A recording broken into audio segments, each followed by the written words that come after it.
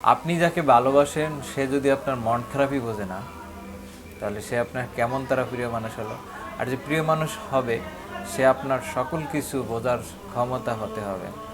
আর যে আপনাকে সত্যিকারই ভালোবাসবে সে আপনার সকল কিছু বুঝে নেবে। আপনি সকল কিছু তাকে খুলে বলতে হবে না, প্রকাশ করতে হবে না। সে আপনার মনের অবস্থা দেখে বুঝবে আপনি এখন কোন অবস্থায় আছেন। আর সেই হলো আপনার প্রিয় মানুষ, যে আপনার সকল কিছু বুঝতে পারে। নিজেকে সস্তা বানিয়ে কখনো কারো ভালোবাসা পাওয়া যায় না, যা পাওয়া যায় অবহেলা আর উপেক্ষা। তাই কারো ভালোবাসা পাওয়ার জন্য নিজেকে সস্তা করো না, এতে করে তুমি তাকে পাবে না, বরং তোমার নিজের ব্যক্তিত্বটাই হারাবে। তাই কারো ভালোবাসা পাওয়ার জন্য নিজেকে সস্তা না বানিয়ে ব্যক্তিত্ব ধরে রাখেন, আর যা পাওয়ার তা এমনি পাবেন। জোর করে জীবনেও কোনো কিছু পাওয়া যায় না, আর জোর করে ভালোবাসা হয় না।